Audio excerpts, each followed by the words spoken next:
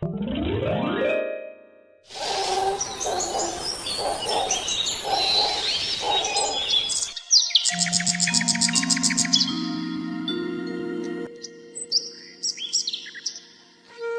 দিদি, তুই এখনো গাছে জল দিচ্ছিস?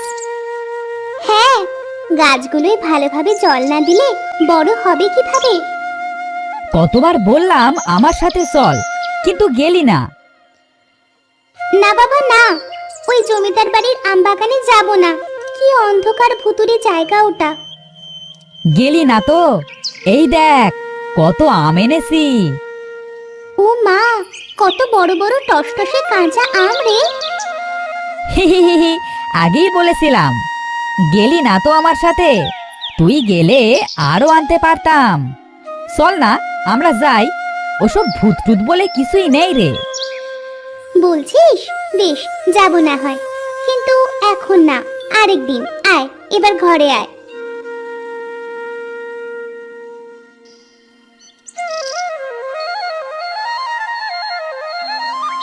এই দিদি, কাঁচা আম মাখা খাবি? চল, এগুলো খাই। আচ্ছা, বেশ বেশ, আয়, মেখে দিচ্ছি। দুটো কাঁচা মরিচ পেরে নিয়ে আয় তো। আচ্ছা দিদি।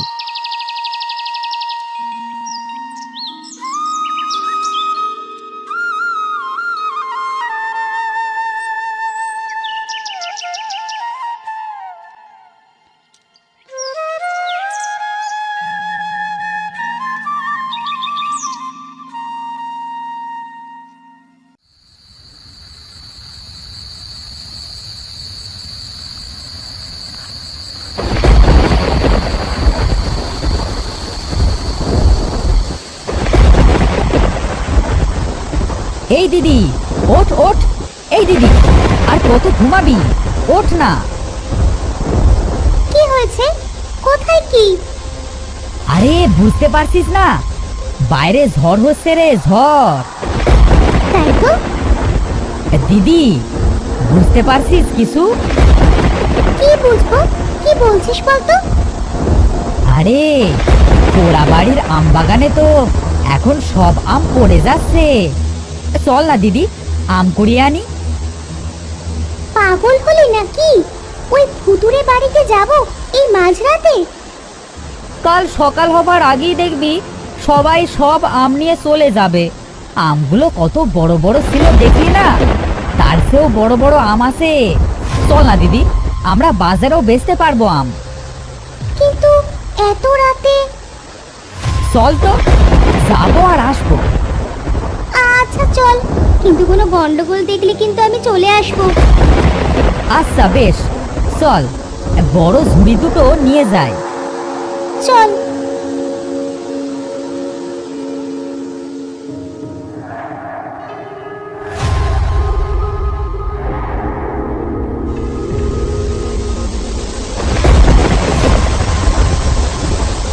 ইস, কি বৃষ্টি হচ্ছে। এখন না এলেই ভালো হতো রে। ধুর, এই সময়টা তো ভালো রে। মানে এই মাঝরাতে কেউ আম কুড়োতে আসে? তাও আবার এই ঝড় বৃষ্টি মাথায় নিয়ে? আমাকেও তোর মতো পাগলে ধরেছে বোধহয়। নে, এখন আর কথা বলিস না। চল চল, আম কুড়োই। এসে যখন পড়েছি তখন আম কুড়োই।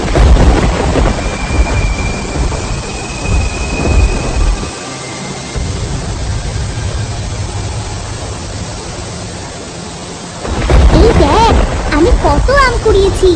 তুই কয়টা কুড়ালি? কি রে, কথা বলছিস না কেন? কি মুকুল? কি মুকুল, তুই কোথায়? মুকুল, এই মুকুল, কি হলো? কোথায় গেলি?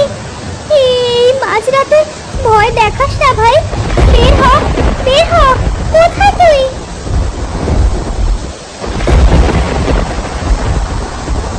হেই দিদি, এই বাড়ির ভেতরে আয় তাড়াতাড়ি। দেখে যা এখানে কি আছে। তাড়াতাড়ি আয়। তুই ওই বাড়ির ভেতরে কেন? বেরিয়ে আয় তাড়াতাড়ি। তাড়াতাড়ি আয় দিদি। এই দেখ কি আশ্চর্য জিনিস পেয়েছি আমি। তাড়াতাড়ি আয় না। এই রে, এবার কি করি? যাই একবার। মুকুল তো ভেতরেই আছে।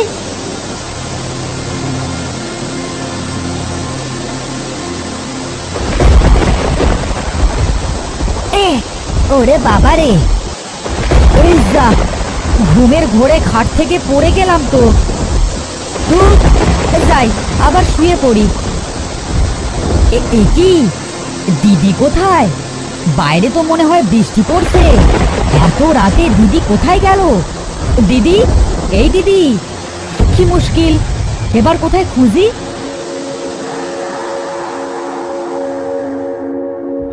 কি, এই বাড়ি তো একদম নতুন মনে হচ্ছে, কিন্তু দিদিমার কাছে শুনেছি এ বাড়ি নাকি প্রায় 50 বছর পুরনো।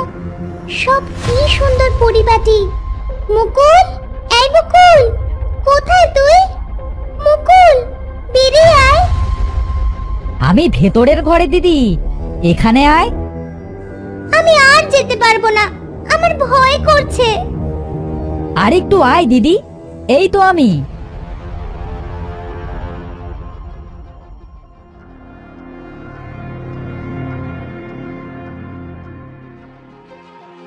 এই তো আমি দিদি, এখানে ঝুলে আছি, দেখ।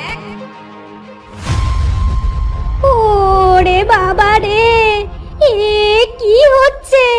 ভাই, তুই এখানে এভাবে ঝুলে আছিস, কথা বলছিস?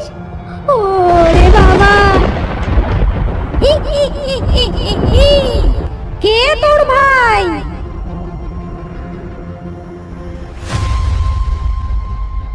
এ কি, কি হচ্ছে এসব? এসব কি? সব পাল্টে যাচ্ছে আগের মতো। কে তুমি? আমার ভাইয়ের মতো চেহারা, তুমি কে? আমাকে চিনতে পারছিস না দিদি? আমি তোর ছোট ভাই পুলক। পুলক? হ্যাঁ, আরো 50 বছর আগে টাকা পয়সা আর সম্পত্তির লোভে যাকে বিশ্বাসঘাতকতা করে মেরে ফেলেছিলি, সেই পুলক। বাবা আমার নামে সব লিখে দিয়েছিল, তুই এটা সহ্য করতে পারিসনি, তাই বলে নিজের ভাইকে মেরে ফেললি দিদি। এসব কি বলছো? কে পুলক? আমার ভাই তো মুকুল, আমি আমার ভাইকে ভালোবাসি। সেটা তো এ জন্মের কথা, আগের জন্মে তুই আমায় মেরেছিলি। আমায় ছেড়ে দাও, কে আছো? বাঁচাও, বাঁচাও, কে আছো? লাভ নেই দিদি, আজ তোকে মরতেই হবে। বাঁচাও, কে আছো? ছাড়ো আমায়, ছাড়ো, আমার গলা ছাড়ো। কি করছো? কি করছো তুমি আমার ভাইয়ের সাথে? মুকুল, মুকুল, বাঁচা! কোথায় আছিস মুকুল? তোর ভাই নয়, তোকে এই আম বাগানে টেনে এনেছি আমি। তোর ভাইয়ের রূপ ধরে আমি এনেছি তোকে, এবার মর। দিদি, এই দিকটায় আয় তাড়াতাড়ি, এই ভাঙা জানলা দিয়ে লাফ দে। আয় এদিকে, ওটা একটা দুষ্ট আত্মা। ভাই, ভাই তুই এসেছিস? বাঁচা আমায়, বাঁচা, বাঁচা আমায়।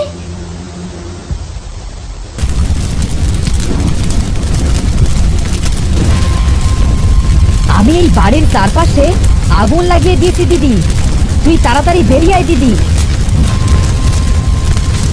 না, এই বাড়িতে আগুন লাগানোর সাহস হয় কিভাবে তোর? বাঁচাও, বাঁচাও, কেউ আগুন নেভাও। এই জানলা দিয়ে লাফ দিচ্ছি আমি। চল, চল ভাই, পালা এখান থেকে, দৌড়া, দৌড়া। পালা দিদি, পালা।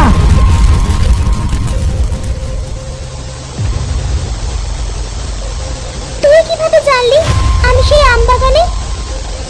আমি ঘুম থেকে উঠে দেখি তুই নেই, খুঁজতে বের হয়ে দেখি পাশের বাড়ির হারাই কাকা বের হয়েছে রান্নাঘর ঢাকতে। বৃষ্টিতে সব ভিজে যাচ্ছিল।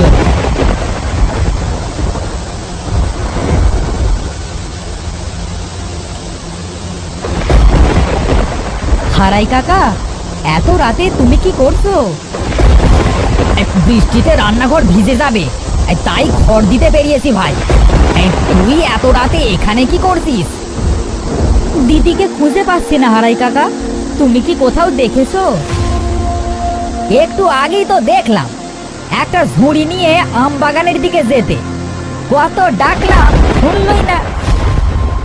সর্বনাশ, শুনেছি সেখানে সব ভূতের বাস। এত রাতে দিদি সেখানে গেল কেন? না, আমি বরং যাই তাড়াতাড়ি।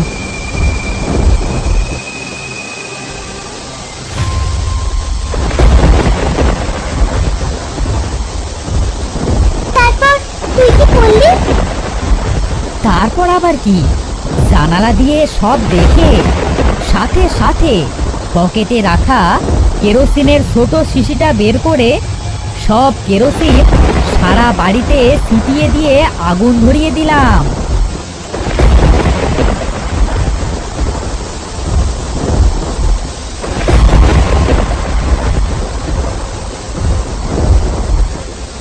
তুই দুপুরে কাঁচা আম না আনলেই ভালো হতো রে, তাহলে এত কিছু হতো না। আমি কখন আম আনলাম? এসব নিশ্চয়ই ওই শয়তান ভূতেরই কাজ। কি বলছিস? তুই আম আনিসনি? তবে আমি কার সাথে আম মেখে খেলাম তখন? ভূতের সাথে। চল এবার বাড়ির ভেতরে যাই। বেশ, চল। কি যে হলো আজ, আর কোনোদিন ওই আম বাগানের ধারে কাছেও যাব না।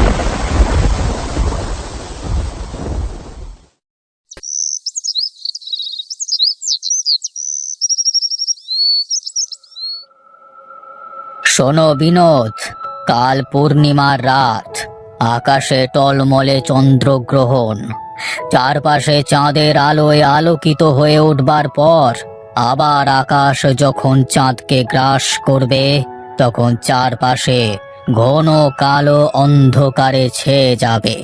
ঠিক তখনই তোমাকে তোমার কাজ করতে হবে। যথাজ্ঞা গুরুজি। এ দিন যে আমার কাছে বহু মূল্যবান। কত প্রতীক্ষার পরে এই দিনটি আসতে চলেছে আমার জীবনে। শোনো বিনোদ, তোমাকে বলি, সাধুরা আধ্যাত্মিক জ্ঞানের অধিকারী হয়, কিন্তু সাধুরা কখনো মানুষের ক্ষতি চায় না। এতদিন ধরে আপনার চরণে পড়ে থেকে সে কথা আমি বুঝে গেছি গুরুজি। মানব সেবাই যে পরম ধর্ম, জীবে প্রেম করে যেই জন, সেই জন সেবিছে ঈশ্বর। মানুষের মঙ্গল কামনায় মানুষের পাশে দাঁড়াতে হবে, তাদের বিপদ আপদ থেকে উদ্ধার করতে হবে। আপনার কথা আমি অক্ষরে অক্ষরে পালন করবার চেষ্টা করব গুরুজি। বেশ, এখন তবে গিয়ে বিশ্রাম করো। আমি একটু যোগী ধ্যানে মগ্ন হতে চাই।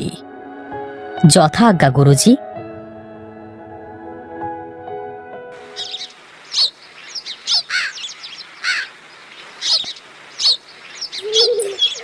গিন্নি, তোমার হাতের কাজ কত দূর?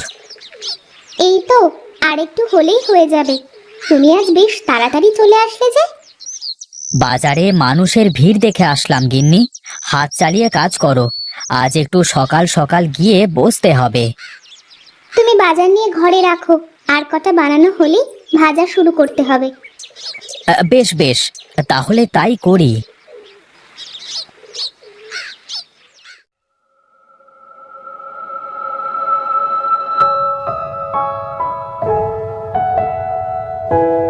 ওগো, আমি বলি কি, রোজ রোজ এভাবে বাড়ি থেকে সামোসা বানিয়ে বিক্রি না করে তুমি বাজারে একটা হোটেল দিলে কেমন হয়? কি যে বলো গিন্নি, একটা হোটেল দিতে গেলে কত টাকার দরকার জানো তো? তা তো লাগবে, কিন্তু তাই বলে কি এইভাবেই চলবে নাকি আমাদের? শোনো গিন্নি, মানুষ লোভে পড়ে ভুল করে। লোভ মানুষকে বিপদে ফেলে, তাই তো বেশি লোভ করা ভালো না। আমি লোভ করে বলছি না গো, বাজারেই তোমার সামোসার বেশ নাম, সবাই তোমার কাছে সামোচা খেতে আসে। তাই ভাবলাম যদি একটা হোটেল দাও তাহলে সবাই একটু শান্তিতে বসে খেতে পারবে। তা মন্দ বলনি, কিন্তু এখনো সময় হয়নি গিন্নি। সময় হলে তখন দেখা যাবে। তুমি এখন একটা সামোসা খেয়ে বলো তো দেখি ঠিক আছে কিনা।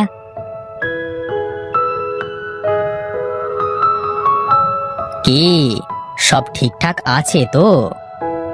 তার বলতে একদম ঠিকঠাক আছে, আর একটু কড়া করে ভাজো। না না, বেশি কড়া করে ভাজলে সবাই আবার খেতে পারে না। এরকমই ঠিক আছে। আজ তোমার জীবনের অনেক গুরুত্বপূর্ণ দিন বিনোদ। আজকের দিনে তোমাকে নতুন করে জন্ম নিতে হবে। মানুষ হয়ে মানুষের সেবায় নিজেকে সঁপে দিতে হবে। আপনার আশীর্বাদ পেলে আমি সব করতে পারবো গুরুজি। এই ধরাধামে মানুষ এসেছে অতিথি হয়ে, এসেছে খালি হাতে, যাবেও খালি হাতে। তাই তো শূন্য হাতে চলতে শিখতে হবে। মানুষের সেবা করে যদি পুণ্য মেলে, তাহলে মানুষ কেন মানুষের ক্ষতি করে গুরুজি? মানুষ অবুঝ, ওরা বুঝেও বুঝতে চায় না। দেখো না, মানুষ কেমন গাছপালা কেটে বন জঙ্গল সব ধ্বংস করে ফেলছে, অথচ তারা একটা বারও ভাবে না যে এই গাছ না থাকলে অক্সিজেনের অভাবে আমাদেরও যে মরতে হবে। সবাই যদি আপনার মতো করে ভাবতো, তাহলে হয়তো জগতে মানুষ অনেক সুখে থাকতে পারত। এই জন্যই তো এই ধরায় কিছু ভালো মানুষের আগমন হয়, যারা সবাইকে বোঝাতে চেষ্টা করে। গুরুজি, আজ রাতে চন্দ্রগ্রহণ হবে। তার আগে আমাকে আপনার আশীর্বাদে তুষ্ট করুন। সদা মঙ্গলকামী হও বৎস, আমি আশীর্বাদ করি।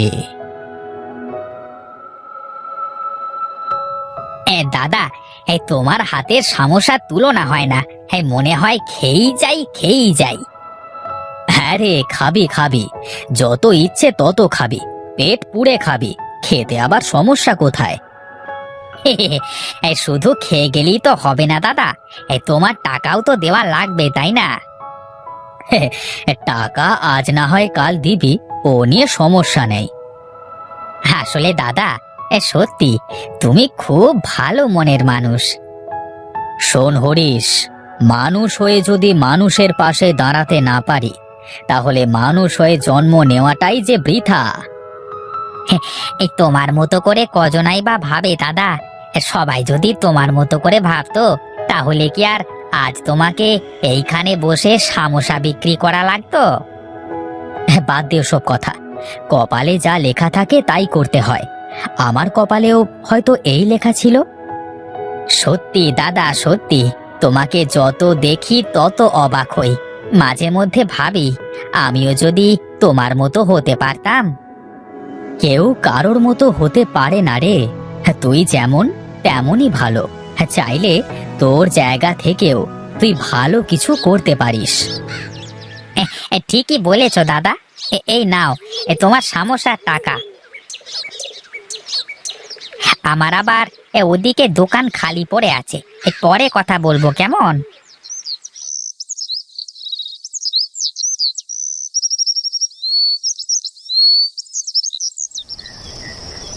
শোনো বিনোদ, ঠিক যখন চন্দ্রগ্রহণ শুরু হবে, সাথে সাথে তোমাকে ডুব দিতে হবে।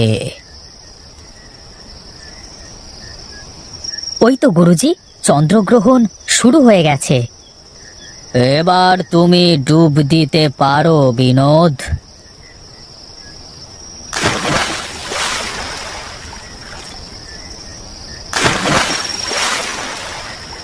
এবার ওপরে উঠে এসো বাছা, তোমার কর্মযজ্ঞ শেষ হয়েছে। এই ফলগুলো সাথে রাখবে। যখনই মানুষের বিপদ দেখবে, তখনই এর ব্যবহার করবে। যথাজ্ঞা গুরুজি।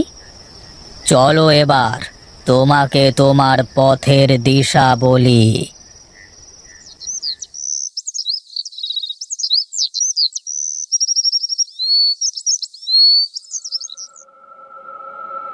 দেখো দাদা, গায়ের সব লোক কেমন অসহায় চোখে আমাদের দিকে তাকিয়ে আছে। বড্ড মায়া লাগছে আমার। শুধু মায়া লাগিয়ে তো আর ওদের পেটের ক্ষুধা মেটানো যাবে না, তার জন্য খাবারের ব্যবস্থাও তো করতে হবে। এখন তাহলে আমরা কি করতে পারি দাদা? বাঁধ ভেঙে তো মাঠের সব ফসলাদি নষ্ট হয়ে গেছে, সবাইকে দিনের পর দিন না খেয়ে থাকতে হবে। আমাকে কিছু ভাবতে দে, দেখি কি করা যায়। এই সবাই শোনেন, আজ আমাদের বড় বিপদের দিন। প্রতি বছরের মতো এবারও বাঁধ ভেঙে আমাদের সব কিছু শেষ হয়ে গেছে।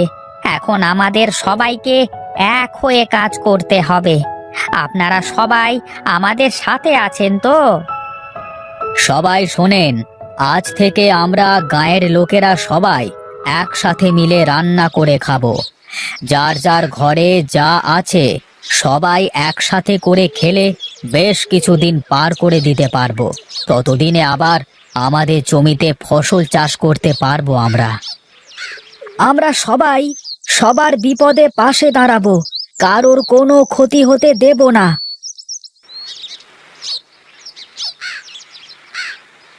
আজ থেকে তোমার নতুন জীবন শুরু হলো বিনোদ।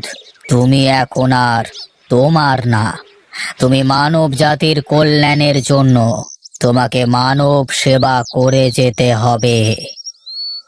জীবন থাকতে আমার এই পণ থেকে আমি পিছু পা হব না গুরুজি, আপনি আমাকে আশীর্বাদ করুন। যাও, সদা মঙ্গল হোক তোমার। তুমি এখন এখান থেকে প্রস্থান করো, বিশ্ব ব্রহ্মাণ্ডকে তোমার করে নাও।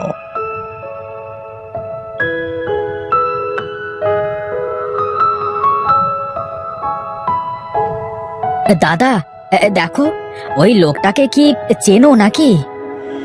না রে, এর আগে তো কখনো দেখিনি এ গায়ে। ও দাদা, আরে ও দাদা, একবার এদিকে আসবে। আমাকে বলছেন? হ্যাঁ হ্যাঁ, আপনাকে বলছি, একবার এদিকে আসেন একটু।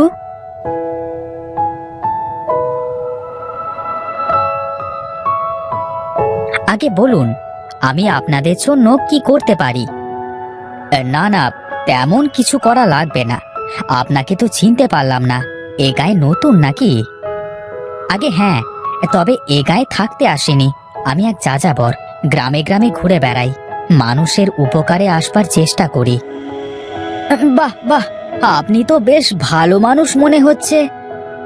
আমি আমার গুরুজির থেকে পঞ্চতন্ত্র সাধন করে মানব সেবার ব্রত নিয়ে বের হয়েছি। আমার যে মানব সেবায় মুক্তি মিলবে। হ্যাঁ, সঠিক সময়ে আপনার আগমনে আমরা ধন্য। আপনি যদি কিছু মনে না করেন তাহলে আজ আমার বাড়িতে আপনাকে আতিথেয়তা করতে চাই। আমার গুরুজি আমাকে শিক্ষা দিয়েছেন মানব সেবাই যে পরম ধর্ম, তাই তো আপনার কথা আমি ফেলি কি করে। হ্যাঁ, বেশ বেশ, তাহলে তো হয়েই গেল। চলুন তাহলে আমার বাড়িতে চলুন। সুজিত, তুই তাহলে এখন যা, পরে দেখা হবে কেমন? ঠিক আছে দাদা, ও বেলায় আবার অনেক কাজ। চলে এসো তাড়াতাড়ি।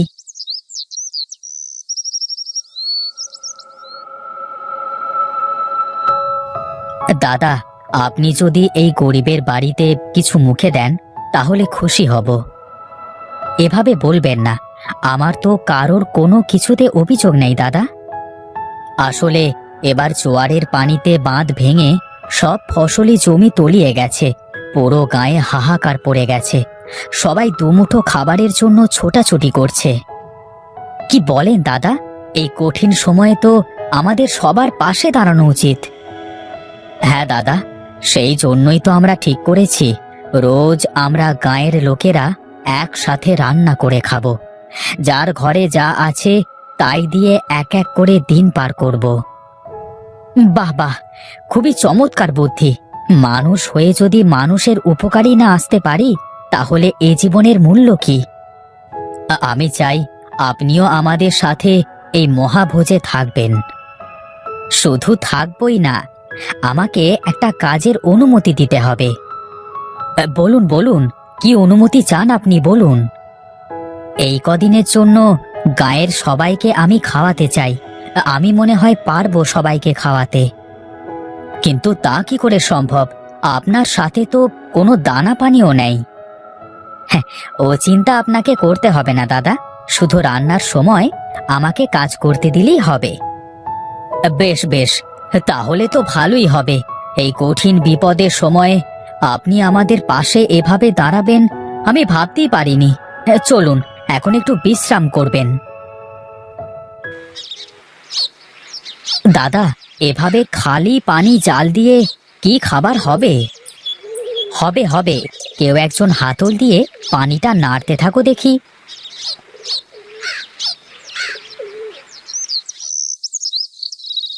এটা কি দাদা? এই ফল দিয়ে কি করবেন? আহা, একটু দেখ না, দেখি কি হয়।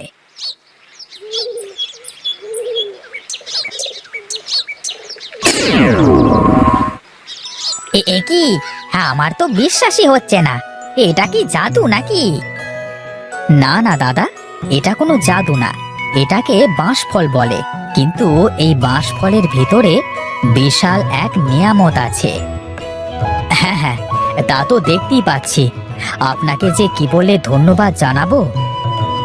ধন্যবাদ জানানোর দরকার নেই দাদা, এই যে আমার ধর্ম। মানুষ মানুষের জন্য, মানুষের বিপদে তাই তো মানুষই বারবার ছুটে আসে। দাদা, খাবার তো হয়ে গেছে, সবাইকে খেতে দিই তাহলে। ঠিক আছে, সবাইকে বসিয়ে খেতে দিতে শুরু কর। এই কঠিন সময়ে আমাদের উপকারের জন্য আপনার মতো একজন মহানুভবের আগমন হয়েছে। আমরা আপনাকে পেয়ে ধন্য। আমার গুরুজি আমাকে যে দীক্ষা দিয়েছেন তাতে করে আমার এখন বিশ্ব ব্রহ্মাণ্ডে শুধু মানুষের উপকার করাই প্রধান কাজ। আপনাকে পেয়ে বেশ ভালোই হলো। এ কদিনে আপনি আমাকে কিছু শিক্ষা দিয়ে যেতে পারবেন। শিক্ষা সবার থেকেই নেওয়া যায়, শুধু শেখবার ইচ্ছে থাকতে হয়। তাই তো কবি বলেছেন, বিশ্বজোড়া পাঠশালা মোর, সবার আমি ছাত্র।